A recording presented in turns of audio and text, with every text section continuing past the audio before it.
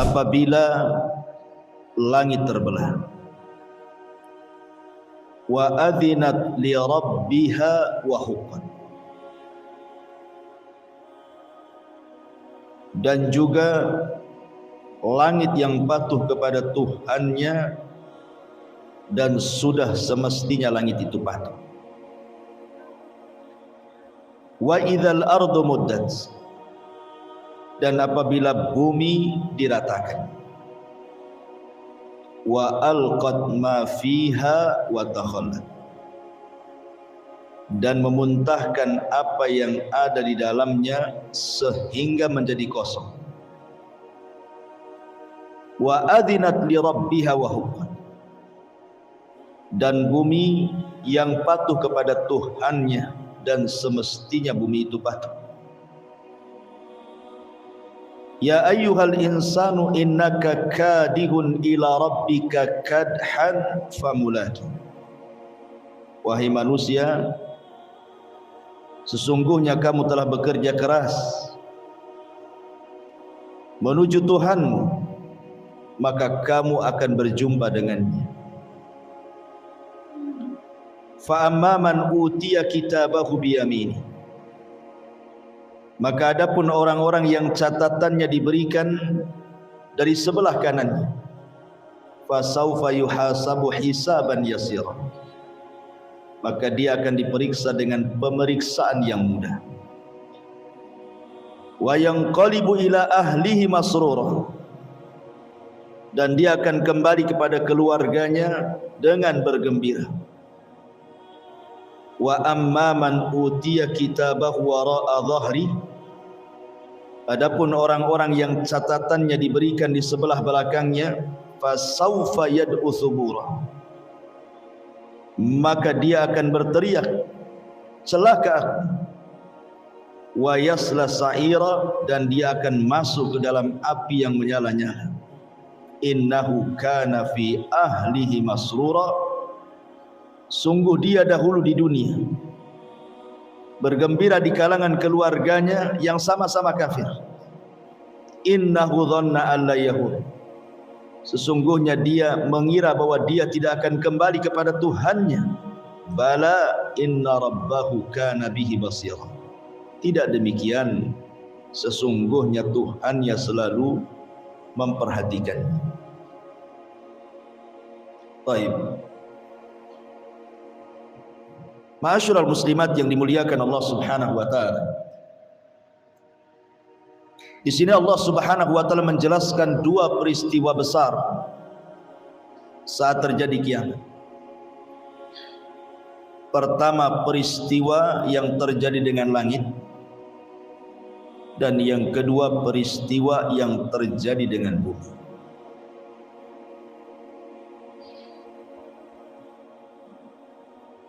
Allah Subhanahu wa taala di sini mengatakan apabila langit terbelah. Di beberapa ayat dalam Al-Qur'anul Karim dijelaskan tentang terbelahnya langit. Di antaranya disebutkan dalam surah Ar-Rahman ayat 37. Fa idzan syaqqatis sama fakanat wardatan kadihan, maka apabila langit telah terbelah dan menjadi merah mawar seperti kilapan minyak. Kemudian terulang dalam surah Al-Haqqah juga ayat 16, wan syaqqatis sama'u fahiya yauma idzin wahiyah, dan terbelahlah langit karena pada hari itu langit menjadi lemah. Kemudian juga dalam surah Al-Infitar Allah mengatakan idzas sama'un fatar, apabila langit terbelah. Dan juga Allah Subhanahu wa taala mengatakan yauma tubaddalul ardu ghairal ardi was samawati wa barazu lillahil wahidil qahhar, Ketika bumi diganti dengan bumi yang lain, demikian langit diganti dengan langit yang lain. Ma'asyiral muslimat yang dimuliakan Allah Subhanahu wa taala. Di sini Allah hendak menjelaskan dahsyatnya hari kiamat. Tentu kejadian-kejadian sebelum terbelahnya langit, ada kejadian yang mendahuluinya. Di antaranya munculnya dukhan, munculnya asap hitam yang tebal yang menggelapkan bumi dan itu tersebar di atas langit. Di sini Allah Subhanahu wa taala berfirman, "Fartaqib yauma ta'tis sama bidukhanin mubin." Maka nantikanlah hari ketika langit mendatangkan kabut asap yang sangat hitam yang tampak jelas, yang meliputi manusia, yaghshan nas, meliputi manusia, tentunya yang durhaka. Hadza adzabun alim, inilah azab yang sangat pedih bagi kalian. Jadi sebelumnya langit itu diliputi dengan asap tebal yang disebut dengan dukhan. Dan ini tanda dari tanda-tanda kiamat besar.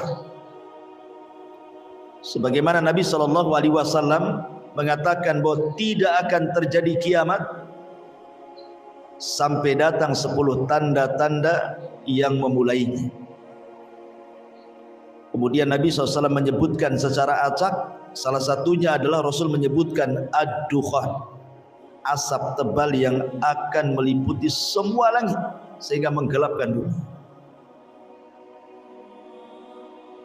Lah setelah asap langit itu, itulah tanda pertama kejadian langit. Karena ini termasuk tanda-tanda alamat kiamat besar. Apabila Allah Subhanahu wa taala kemudian mengizinkan Israfil untuk meniupkan sangkakalanya, maka disinilah terjadi idzas samaun syaqqat. Tiba-tiba kemudian langit terbelah. Ma'asyiral muslimat yang dimuliakan Allah Subhanahu wa taala, isi langit itu adalah para malaikat, para nabi, ruh-ruhnya para nabi. Kemana ketika langit digulung dan dipecahkan itu?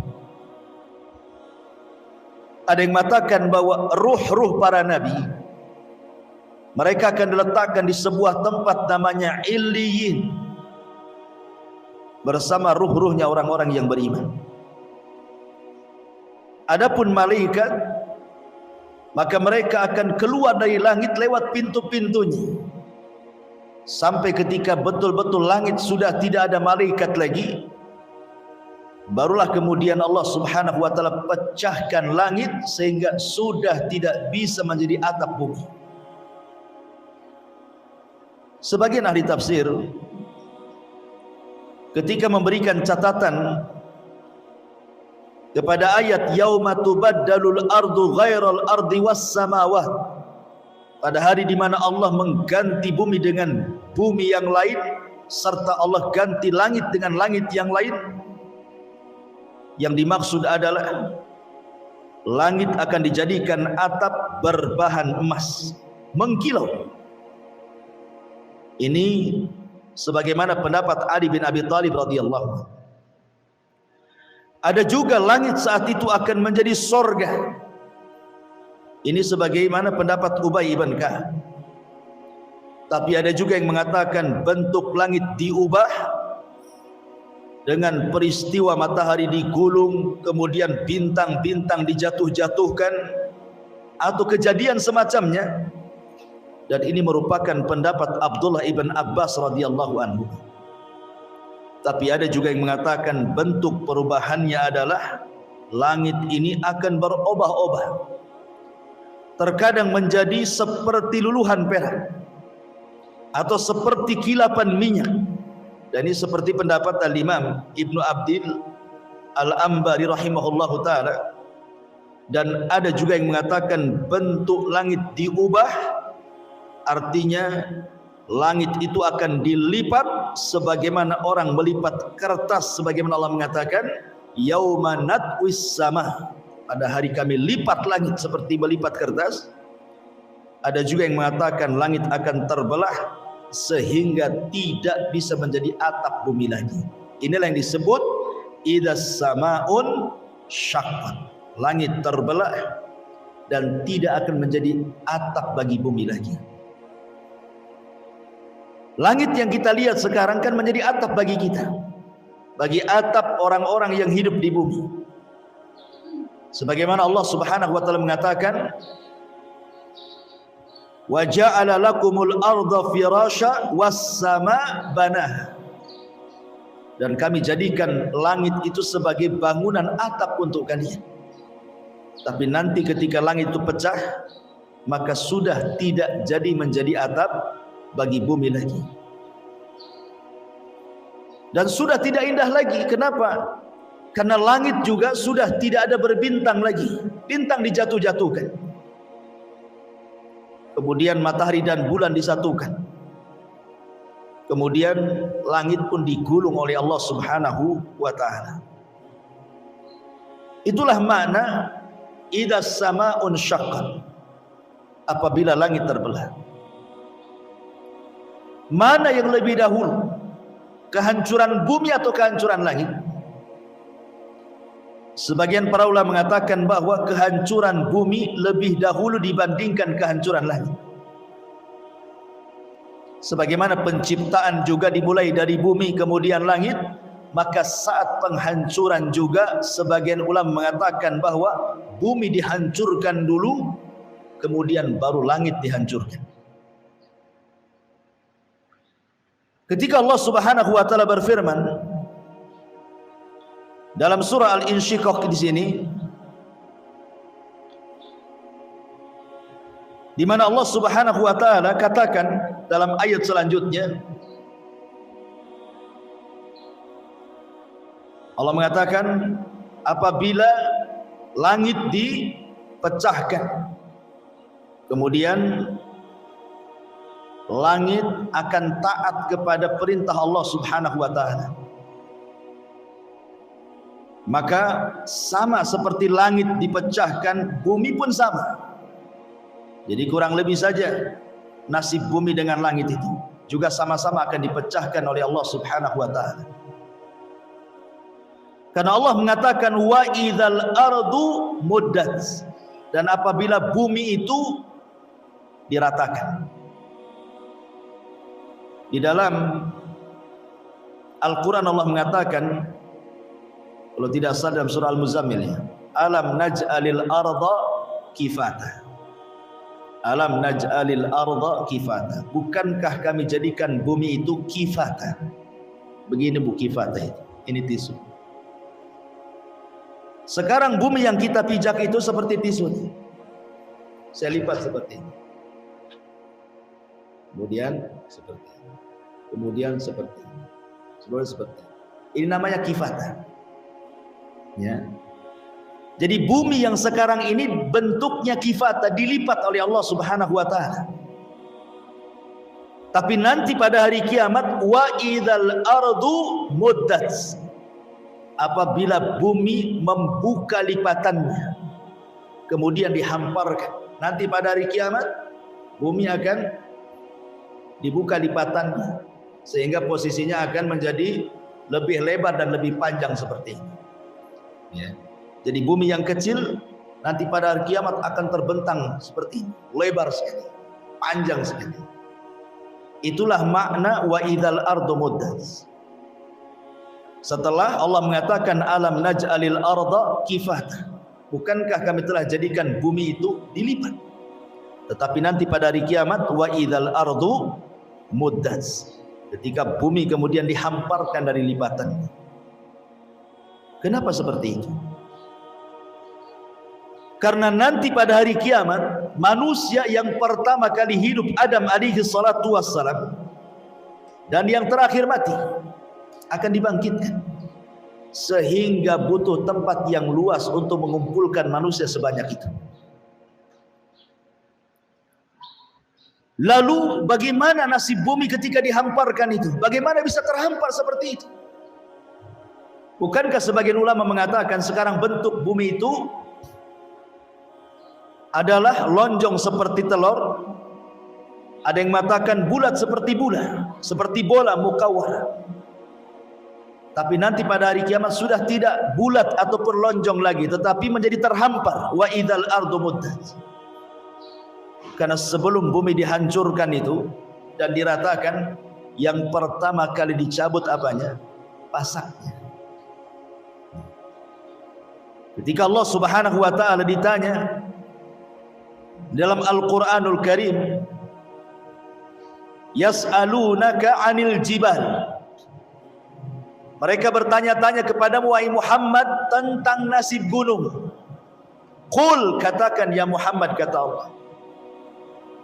Bagaimana nasib gunung? Yansifuha rabbi nasfa. Maka semua gunung yang ada di bumi akan dicabut satu persatu. Kemudian diangkat ke langit dan tidak berbeban lagi. Sekarang gunung itu bebannya sangat berat karena isinya batu. Tapi nanti pada hari kiamat ketika dicabut kemudian diterbangkan ke langit dan ditubrukkan satu gunung dengan yang lainnya, maka Allah Subhanahu wa taala mengibaratkan kapas yang berhamburan di terjang angin. Sudah enggak ada lagi berbeban lagi, enggak ada lagi berat. Sehingga kemudian ketika hanya tinggal abunya saja di langit, kemudian memenuhi bumi. Ketika itulah bumi idza zulzilatil ardu zilzalah. Terjadi gempa karena pasaknya sudah tidak ada. Yang terjadi adalah gempa. Gempa yang kita rasakan di negeri kita ini, di beberapa daerah, itu hanya tanda-tanda kecil dari tanda-tanda kiamat. Karena peristiwanya hanya di sebagian daerah, tapi tidak terjadi di daerah yang lain. Hanya terjadi di Jawa Barat saja, atau di Jogja dulu, atau di Aceh sebelum tsunami dan begitu seterusnya. Ini adalah tanda-tanda kiamat kecil. Dan itu disebutkan dalam sebuah hadis. Nabi SAW mengatakan, la taqumus sa'ah, tidak mungkin tegak hari kiamat sampai dicabutnya ilmu. Kemudian wa yakthur az-zalazil, dan banyaknya gempa di mana-mana. Artinya bahwa ini tanda-tanda kiamat kecil yang terus berulang, akan terus berulang. Makanya sering saya katakan bahwa peristiwa gempa, peristiwa tsunami jangan dipahami hanya sekedar peristiwa alam saja.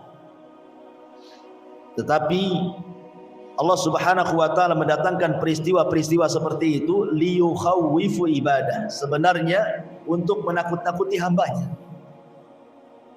Jadi kalau ada gempa, tsunami, banjir, angin puting beliung dan yang semacamnya, itu sinyal dari Allah. Allah sedang menakut-nakuti hambanya sebenarnya. Apakah hamba yang ditakut-takuti itu takut dan kembali, ataukah hamba yang ditakut-takuti tidak takut dan tidak kembali, sehingga Allah kemudian akan mengirimkan azab yang jauh lebih dahsyat dibandingkan yang pertama. Ya.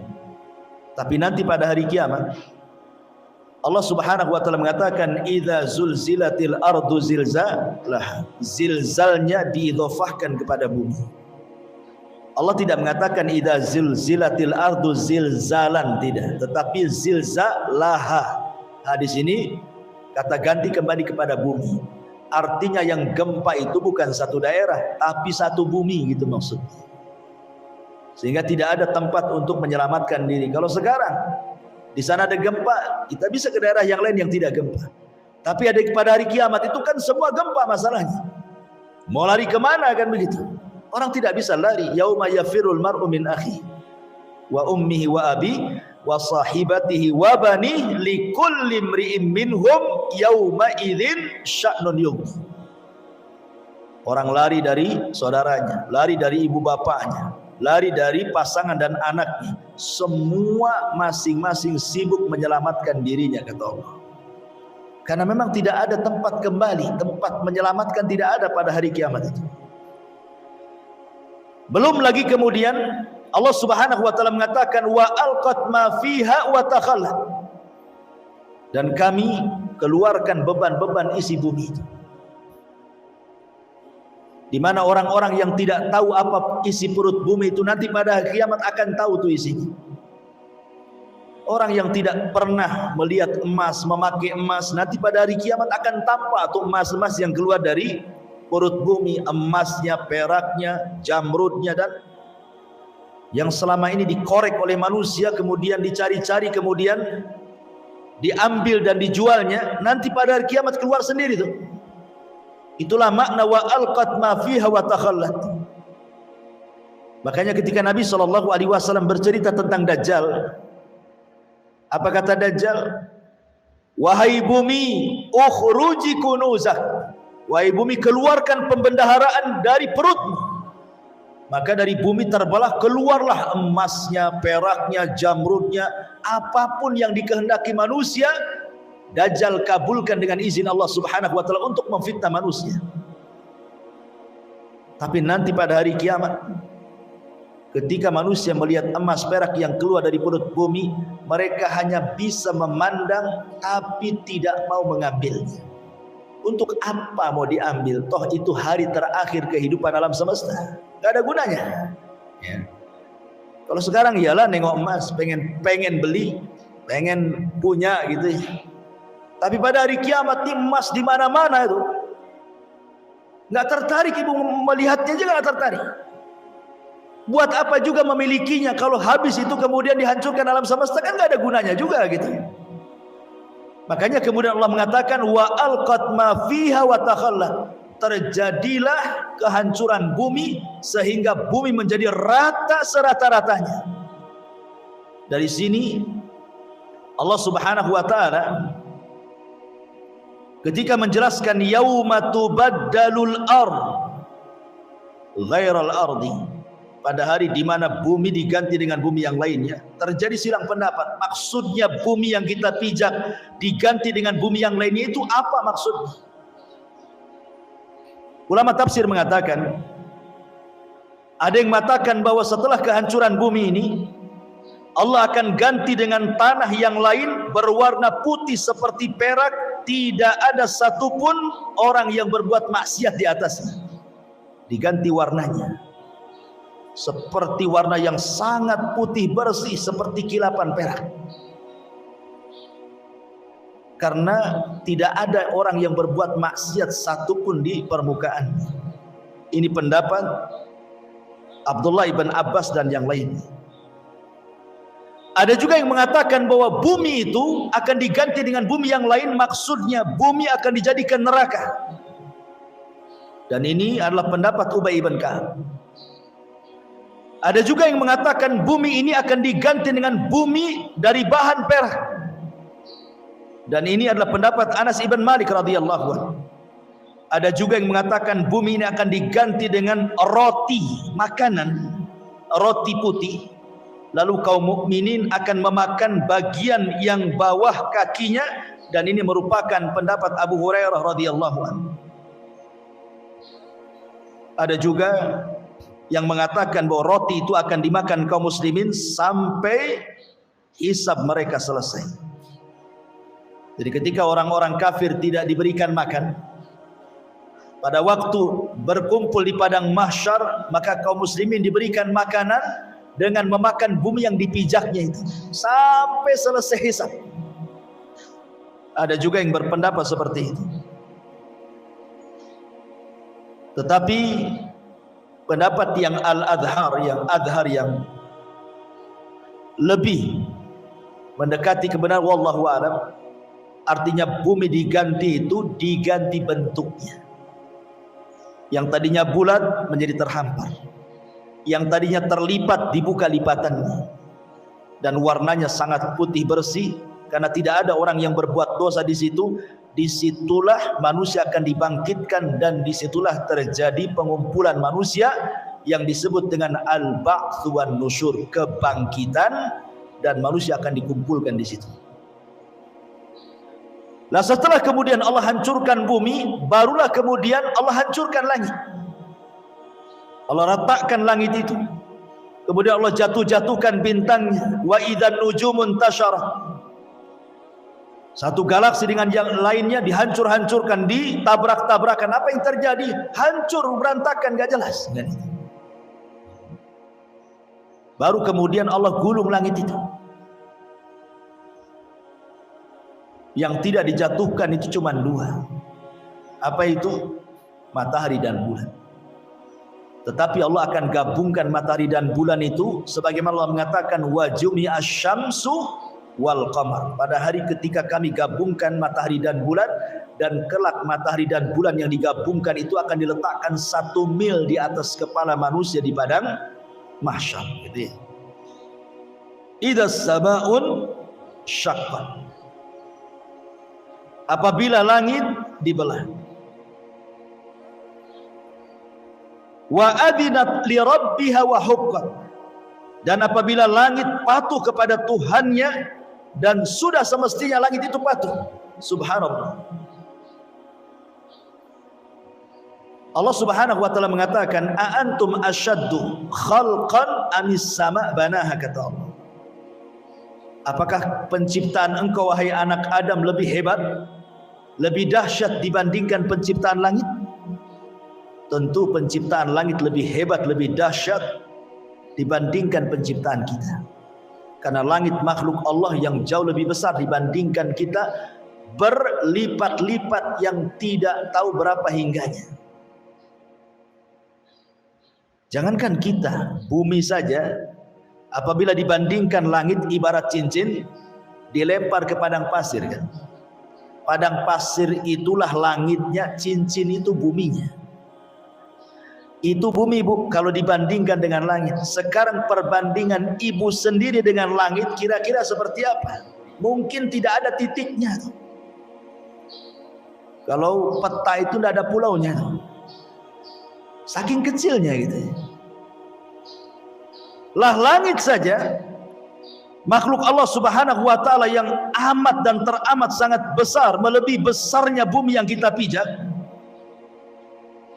Bagaimana Allah Subhanahu wa taala menjelaskan ketaatan langit dan bumi di hadapan Allah Subhanahu wa taala. Perhatikan dalam Al-Qur'an, "Tsummastawa ilas sama wa hiya dukhan faqala laha walil ardi tiyana tau'an au karhan qalata akaina ta'in."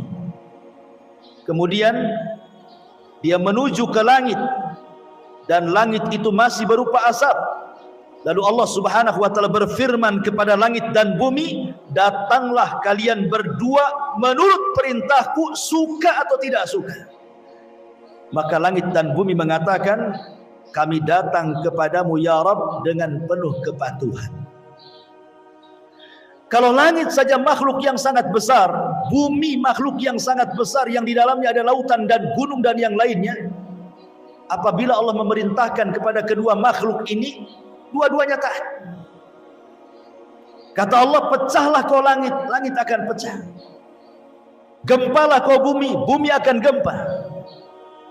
Kalau langit dan bumi saja patuh dengan perintah Allah Subhanahu wa taala, bahkan alam semesta patuh kepada Allah Subhanahu wa taala, rupanya ada makhluk yang ketika diperintahkan tidak pernah patuh dengan Allah. Siapa dia? Manusia dan jin. Manusia dan jin apabila diperintahkan Allah Subhanahu wa taala, sebagian mereka tidak patuh. Padahal penciptaan manusia tidak lebih hebat dibandingkan penciptaan langit. Harusnya ketika Allah memerintahkan manusia itu harus lebih patuh dibandingkan langit dan bumi, kan? Tapi lihat bagaimana degilnya manusia. Diperintahkan oleh Allah Azza wa Jalla untuk mengucapkan kalimat la ilaha illallah, malah mengkufurinya. Diperintahkan oleh Allah untuk membaca Al-Quran, malah ditutupnya Al-Quran itu. Diperintahkan oleh Allah untuk sholat, malah tidak mau melangkahkan kakinya untuk melaksanakan sholat, dan begitu seterusnya. A antum asyaddu khalqan amis sama' banaha, kata Allah. Apakah penciptaan kamu lebih hebat dibandingkan langit, kata Allah, sehingga tidak patuh? Jangan seperti itu. Makanya di sini Allah mengatakan, "Idzas samaa'u syaqqat wa adzinat li rabbiha wa huqqat." Lihat makhluk sebesar langit taat dengan Allah Subhanahu wa taala. suruh hancur-hancur, suruh belah-belah. Begitu juga bumi.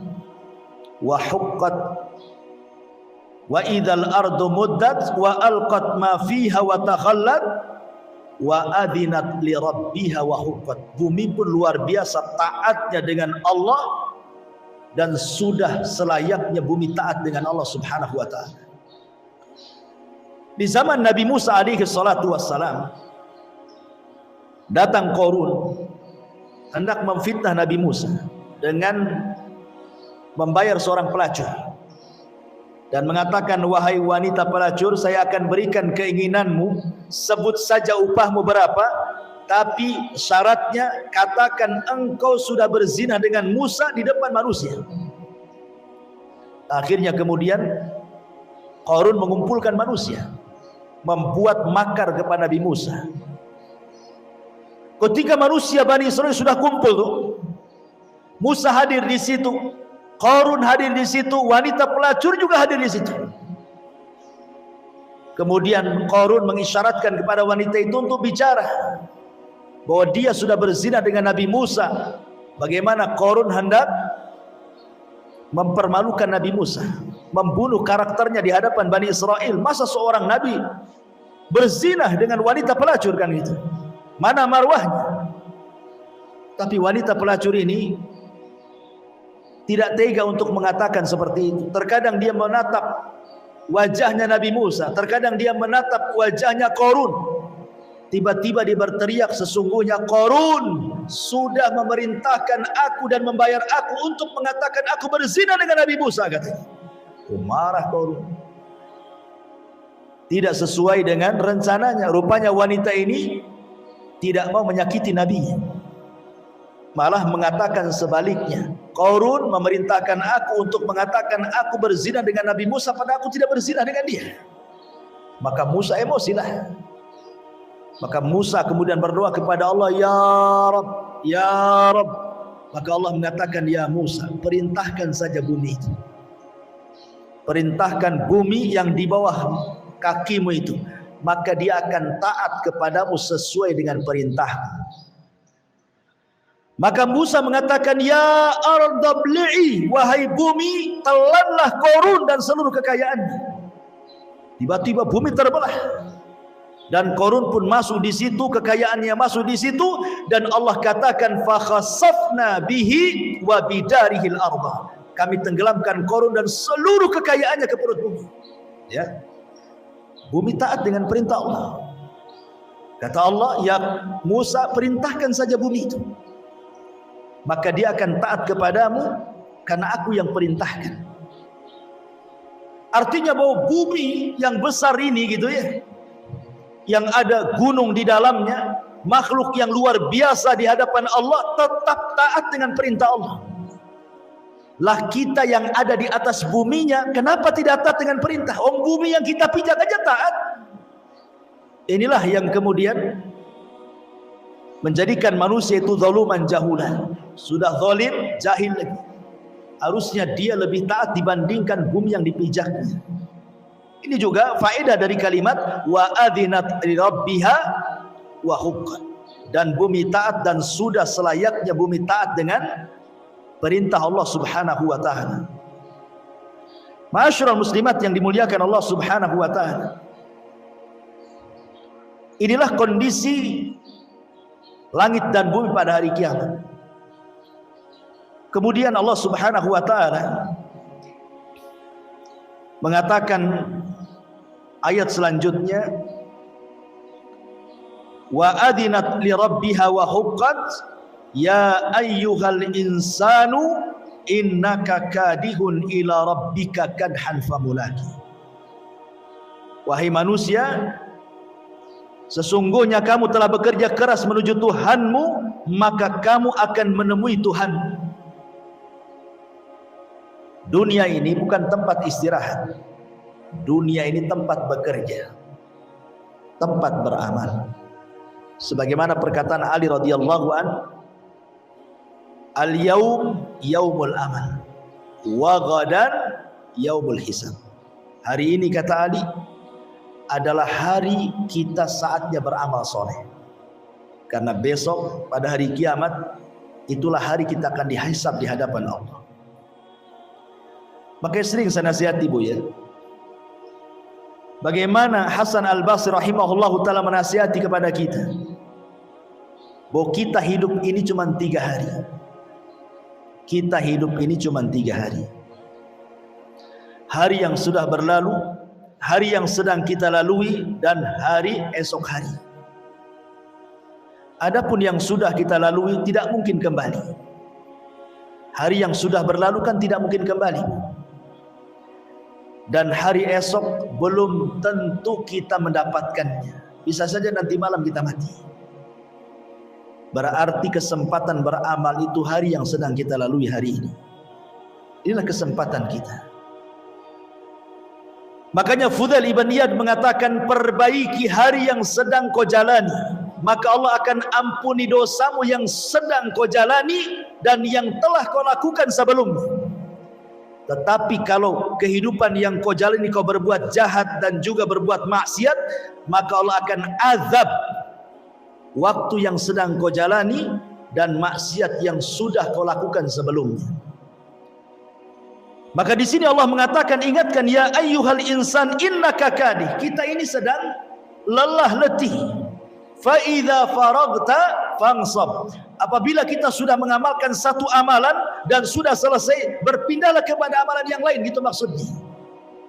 Ibu selesai sholat wajib, berpindah ke sholat sunnah. Oh, sudah tidak ada sholat sunnah, berpindah ke sedekah. Oh, berpindah ke zikir, ke tasbih, ke yang begitu seterusnya. Jadi jangan sampai kemudian menganggur setelah melakukan sholat wajib sudah tidak ada aktivitas. Bukan begitu seorang mukmin itu. Fa idza faragta fansab. Kalau sudah selesai dalam sebuah urusan, berpindah ke urusan yang lain. Supaya apa? Supaya fa amma man a'ta wattaqa wa saddaqa bil husna fasanuyassiruhu lil yusra. Apabila orang itu suka memberi, dengan ilmunya dia beri, dengan hartanya dia beri, dengan tenaganya dia memberi untuk bersedekah, kemudian dia bertakwa, tujuannya karena Allah. Kemudian fa amma man a'ta wattaqa wa saddaqa bil husna, karena yakin ada balasan kelak pada hari kiamat di sorga, fasanuyassiruhu lil yusra. Jalan menuju sorga itu sudah Allah mudahkan. Sudah mudah ibu itu menuju ke sorga itu. Allah katakan fasanuyassiru, lebih dimudahkan lagi. Padahal sudah mudah itu, Allah mudahkan lagi. Kan enak. Jadi ada orang-orang itu yang Allah Subhanahu wa taala takdirkan termasuk penduduk sorga, sehingga beramal soleh itu mudah bagi dia. Mau sholat sunnah di siang harinya, mau sholat sunnah di malam harinya, mau sedekah di siang harinya, sedekah di malam harinya, zikir di siang harinya, atau di malam harinya baca Quran di siang dan malam harinya, mudah bagi dia. Sudah mudah tuh jalannya ke surga itu. Allah mudahkan lagi sehingga dia ditutup dengan kemudahan menuju surga itu. Dari sini ketika para ulama menjelaskan bahwa manusia sudah ditakdirkan ajalnya, amalnya, kemudian rizkinya, kemudian celaka dan bahagianya, berarti manusia itu sudah ditakdirkan mana penduduk sorga, mana penduduk neraka. Allah sudah takdirkan. Ketika mengusap punggung Adam, keluar ruh. Kemudian Allah mengatakan, nih yang ruh ini termasuk penduduk sorga. Kemudian Allah usap lagi, keluar ruh lagi. Kemudian kata Allah, yang ini penduduk neraka. Artinya manusia itu sudah ditakdirkan oleh Allah, yang ini penduduk sorga, yang ini penduduk neraka. Masalahnya kan kita tidak tahu takdir kita apa. Ibu kan tidak tahu dan belum pernah membaca takdir kita seperti apa, dan tidak akan mampu untuk melihat takdir kita seperti apa. Ketika para sahabat Nabi SAW bertanya, Rasul, kalau memang takdir saya masuk neraka, buat apa saya beramal? Sebagaimana kalau saya takdirnya masuk surga, tenang-tenang sajalah. Maka Rasul mengatakan, jangan seperti itu, karena kalian tidak tahu takdir kamu seperti apa. Tetapi i'malu, beramal solehlah, fakullun muyassarun lima khuliqalahu. Karena kalian akan dimudahkan sesuai dengan amal kebiasaan kalian. Artinya kalau kita ini terbiasa melakukan sholat, puasa, zakat, dan mudah bagi kita gitu maksudnya, tidak ada keberatan dengan amal-amal itu, maka Allah akan mudahkan dengan amalan ini sampai kematiannya. Tapi kalau seandainya kita justru dimudahkan dengan maksiatnya dan berat melakukan ibadahnya, maka dia pun akan dimudahkan dengan maksiatnya sampai di akhir kehidupannya seperti itu. Ya. Intinya bahwa ketika kita tidak tahu takdir kita seperti apa, sudahlah beramal saja. Mudah-mudahan dengan amal soleh itu mencocoki takdir kita menjadi penduduk sorga gitu maksudnya. Kalau saya analogikan seperti ini, Bu, ada dua jalan menuju pesantren Jabal Uhud. Satu lewat Muka Kuning, satu lewat Tamiang. Ada dua jalan. Yang lewat Tamiang ini banyak lobangnya, banyak belingnya, banyak pakunya, banyak jurangnya. Yang lewat Muka Kuning pula halus, mulus, tidak ada kendala. Di sini ada dua orang. Yang satu berakal, yang satu tidak berakal. Kalau orang berakal, pasti dia akan lewat Muka Kuning. Berakal dia. Dia cari jalan yang mulus, ya, yang cepat, tidak ada hambatan, dan selamat sampai tujuan. Tetapi orang kedua tidak berakal dia. Lewat sini saja, ini kan dekat, daripada sana mutar. Dia tidak tahu di situ, pada sudah tahu tuh banyak jurangnya, banyak belingnya, banyak pakunya, banyak macam-macamnya kan. Bukannya sampai di Jabal Uhud yang ada masuk jurang pula di Tamiang gitu maksudnya. Itulah orang yang tidak berakal, dia memilih jalan yang sulit. Tapi orang yang berakal memilih jalan yang mudah. Allah sudah memberikan dua jalan nih. Wa hadainahun najdain. Kami berikan kalian dua jalan. Ini jalan ke sorga nih enak kalau udah sampai sorga. Ini jalan ke neraka nggak enak, dibakar kok di situ. Orang yang berakal pasti dia akan memilih jalan ke sorga kan. Orang yang tidak berakal dia milih jalan ke neraka karena di jalannya enak, ujungnya nggak enak. Tapi sebaliknya jalan ke sorga, jalannya nggak enak, tapi ujungnya enak. Tapi orang berakal nggak apa-apa. Maksudnya begini, Bu, kita tidak tahu takdir kita seperti apa. Tapi kita berhusnudzon kepada Allah. Kita berbaik sangka kepada Allah. Mudah-mudahan saya termasuk takdirnya penduduk sorga. Dan saya buktikan dengan amal soleh saya. Kita berhusnudzon kepada Allah. Dengan apa? Buktikan dengan amal soleh. Rajinkan solatnya, puasa dan yang lain sebagainya. Karena dia berhusnudzon takdir dia masuk sorga. Tapi orang yang akalnya gila, dia nggak peduli. Yang penting saya mabuk, yang penting saya zina, yang penting saya mencuri, yang penting saya korupsi, yang penting saya zalim. Kalau ujung-ujungnya takdir saya masuk neraka, buat apa saya sholat katanya? Itu orang gila tuh yang penting. Nggak seperti itu. Makanya Allah mengatakan di sini, ya ayyuhal insan innaka kadir. Kita ini semua lelah di dunia.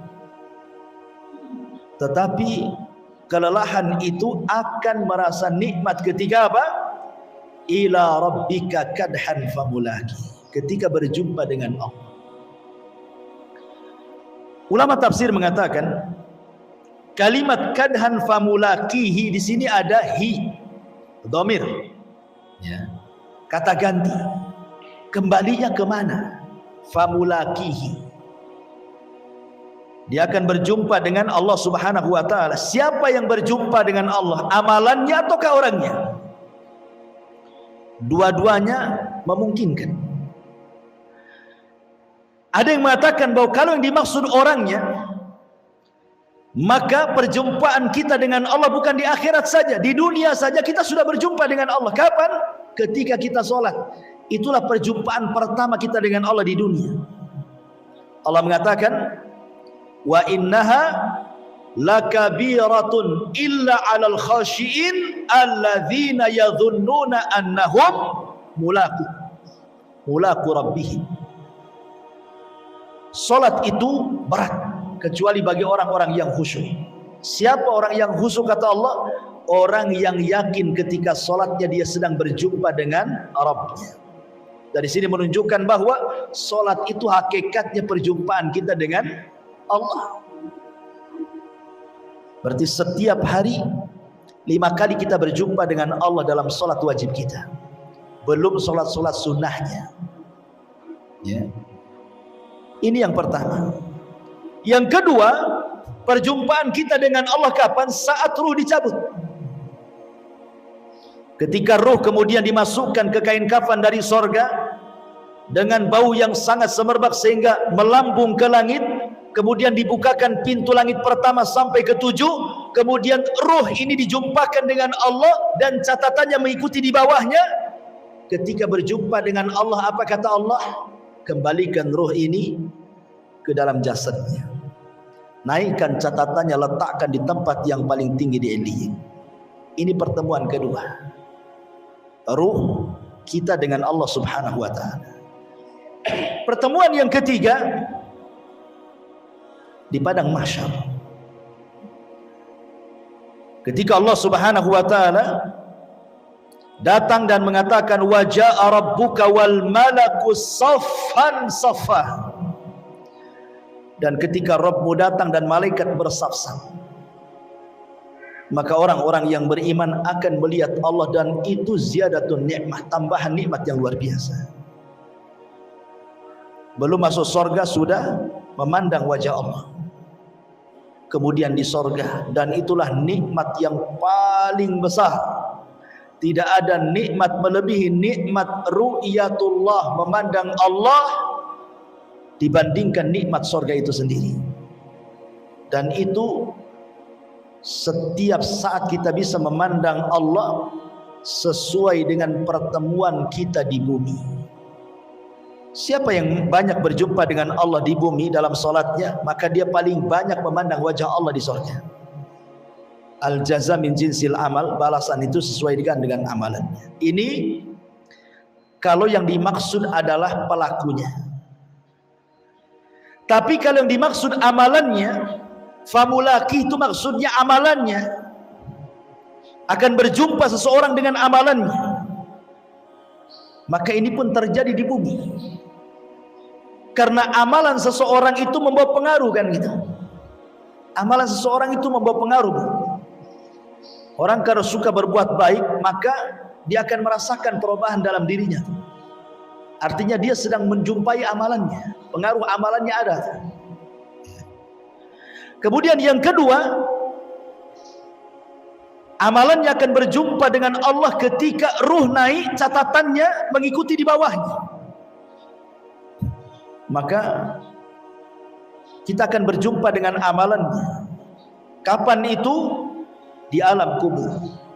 Amalan itu akan menjelma menjadi manusia yang tampan dan cantik kalau perempuan. Kemudian menemani kita sampai kiamat dibangkitkan. Ketika kiamat mau dibangkitkan, kita tanya, kamu ini siapa baik kali menemani aku dalam kubur ini? Maka orang yang tampan, yang indah, yang wangi, yang mengasihkan itu mengatakan, ana amaluka saleh, sayalah amal solehmu, sayalah solatmu, sayalah zakatmu, sayalah silaturahimmu, sayalah zikirmu, sayalah baca Quranmu, dan begitu seterusnya. Dia akan mendapatkan amalannya di kuburannya.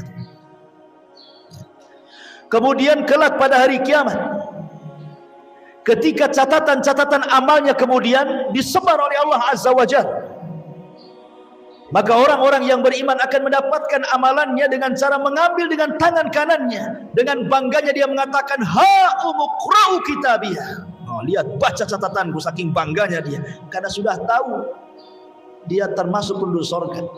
Maka dia minta baca catatan saya, katanya. Saking bangganya.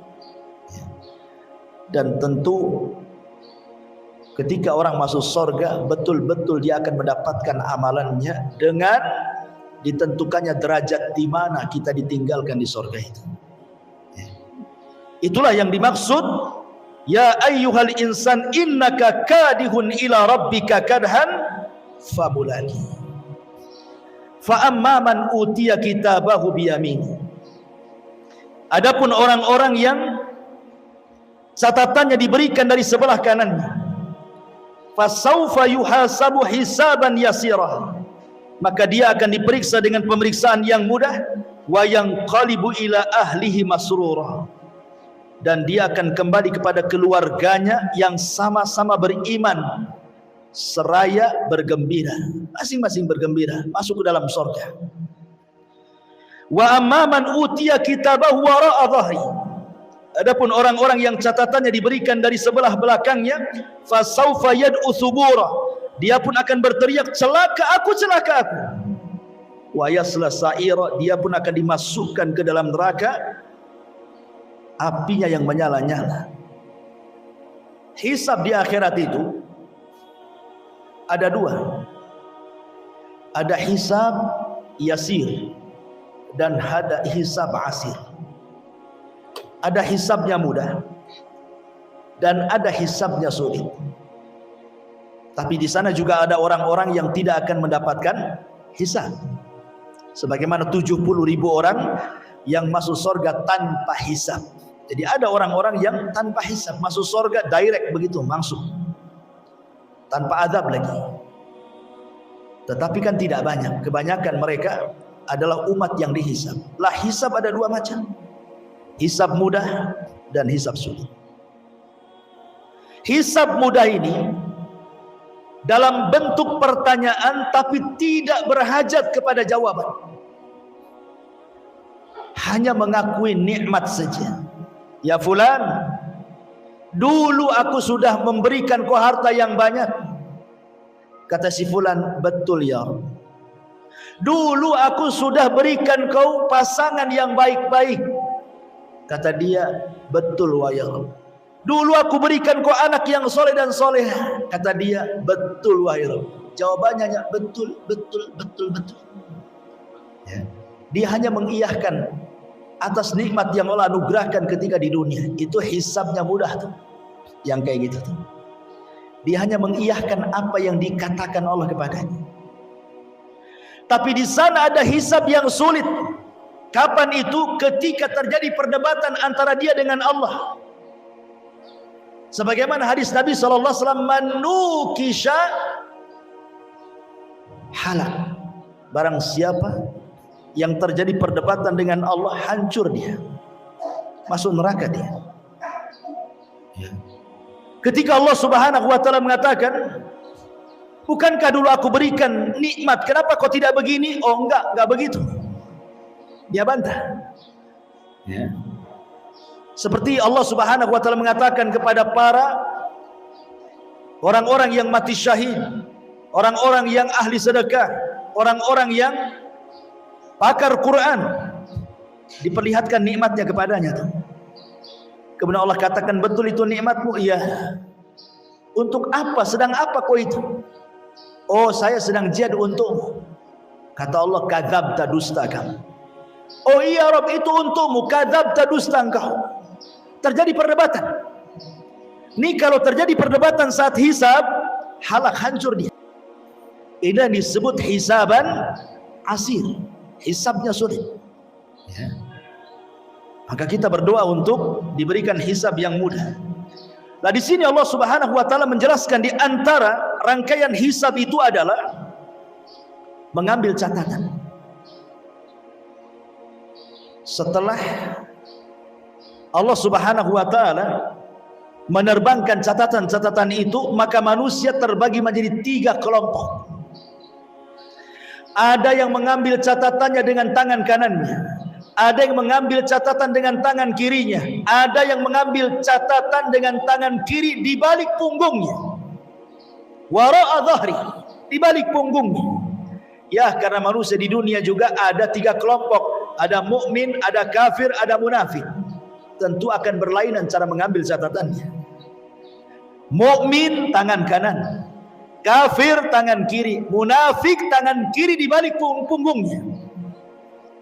Karena orang munafik lebih jahat dibandingkan kafir, makanya dipersulit cara mengambilnya. Sudah dengan tangan kirinya di balik punggungnya lagi.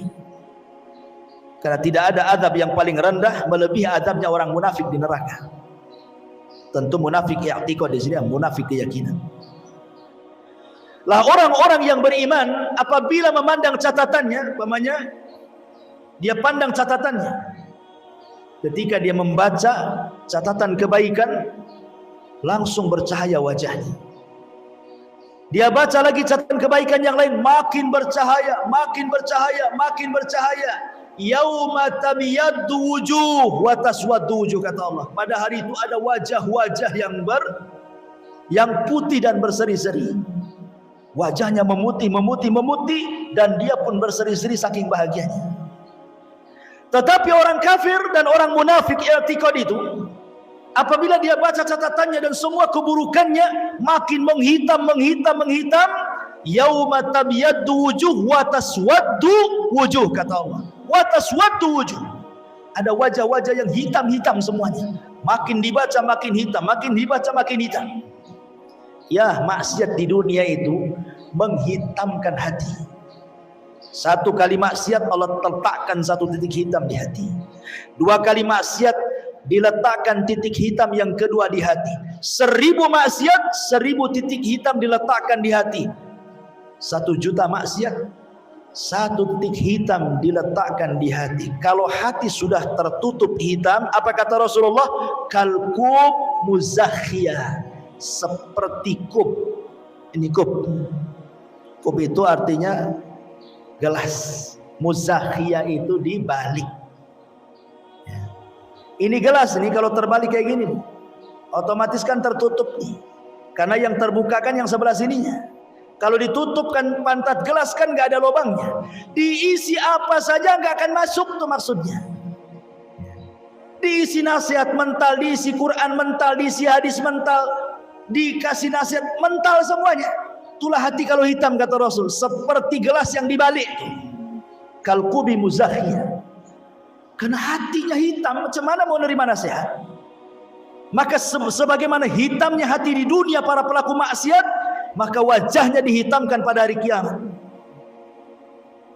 Tapi orang-orang yang beriman memutih, badannya membesar, sampai ketika fisiknya sama dengan Nabi Adam, 70 hasta, 60 hasta. Kemudian makin tampan seperti tampannya Adam.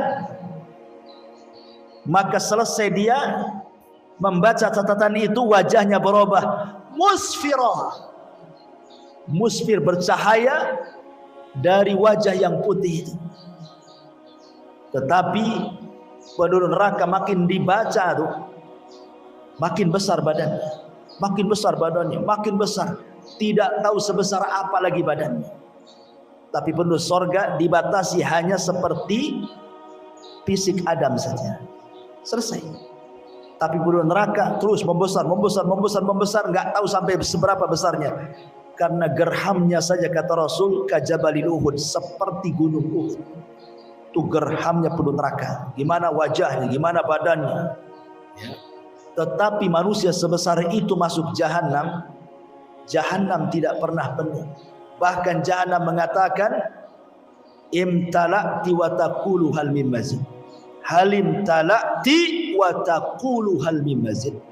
Allah mengatakan, hei jahanam, sudah penuh kau isinya. Kata jahanam, hal min mazid, ada tambahan, masukkan saja ya Rabb, katanya. Saking besarnya neraka jahanam.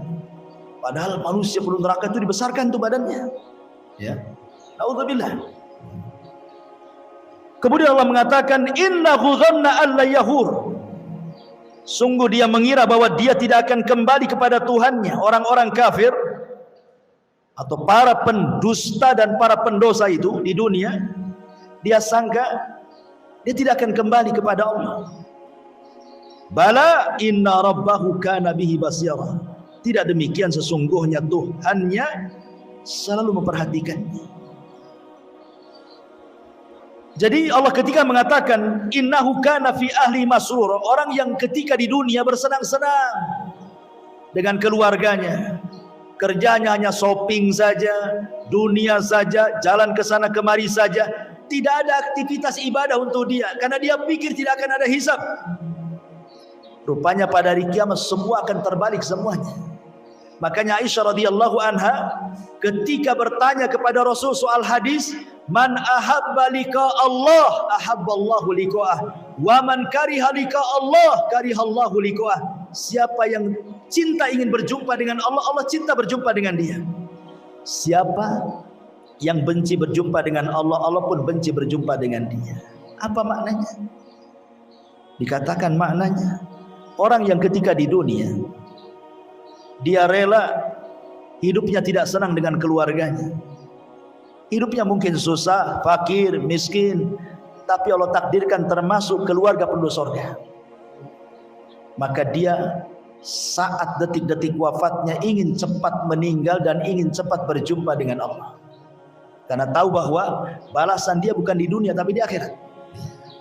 Tapi orang-orang yang menghabiskan kekayaan di dunia, dia bangun rumah megah, tanah mewah, rekening banyak, jalan ke sana kemari, ketika dia mati benci berjumpa dengan Allah. Kenapa? Karena dia tidak bisa jalan-jalan lagi, tidak bisa lagi pelesiran ke sana kemari. Dia harus meninggalkan tanahnya, meninggalkan rumahnya, meninggalkan pekerjaannya, meninggalkan ATM-nya, meninggalkan semua kenikmatan dunianya. Bencilah dia berjumpa dengan Allah, makanya sulit kematiannya, ya. Dari sini Allah katakan, bala inna rabbahu kana bihi basira. Tidak demikian, sungguh Tuhannya selalu memperhatikan kita. Karena Allah memperhatikan kita, maka teruslah dalam perhatian Allah, beramal soleh, karena tidak ada amalan sekecil apapun kecuali ada balasannya.